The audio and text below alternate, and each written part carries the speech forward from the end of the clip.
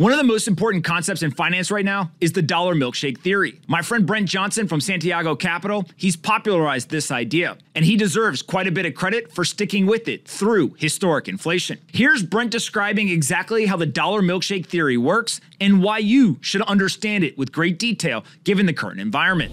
You had coined the dollar milkshake theory. And at the time, I remember saying to myself, well, the one thing that I'm for sure is that that's great marketing, because I'll never forget that name. And maybe what we could do to kind of start the conversation is just help people understand like the high level, like what is this dollar milkshake theory? And then we can get into kind of what's happened over the last 2 years. So in very simple terms, and kind of the reason I came up with the whole description of the thesis as the milkshake theory was I wanted to kind of come up with just a really simple way to explain it to people.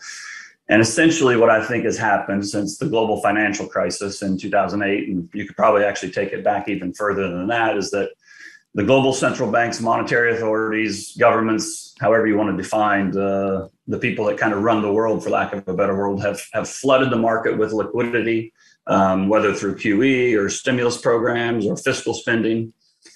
And, you know, once we kind of got into that, kind of 10 years into that, kind of 2018, 2019, I thought we were set up for a global sovereign currency crisis and sovereign debt crisis.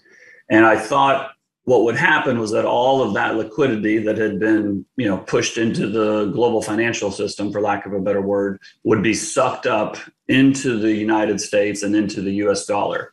And so I used kind of this analogy from this movie, There Will Be Blood, where this oil baron is, negotiating with the guy that owns the land right next to him. And the guy's trying to sell him his land. And he says, I don't need to buy your land. All I got to do is stick a straw down into the ground and I can drink your milkshake. And that's kind of what I think is going to happen.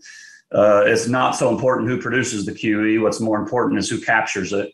And if you look over the last couple of years, the United States markets and the dollar itself has captured, I would say, the most of the global growth. The dollar has risen versus a number of global currencies, despite all the efforts to keep it down. And so that is in essence the milkshake theory. Now, as I mentioned earlier, that explanation from Brent on the dollar milkshake theory sounds pretty obvious today. But Brent was talking about this 2-3 years ago, and he stuck with this theory, even though we were seeing high inflation and lots of people were talking about the weakening US dollar. A key concept is to understand it's not just about the strength or weakness of the US dollar alone. It's all about the relative strength to other currencies.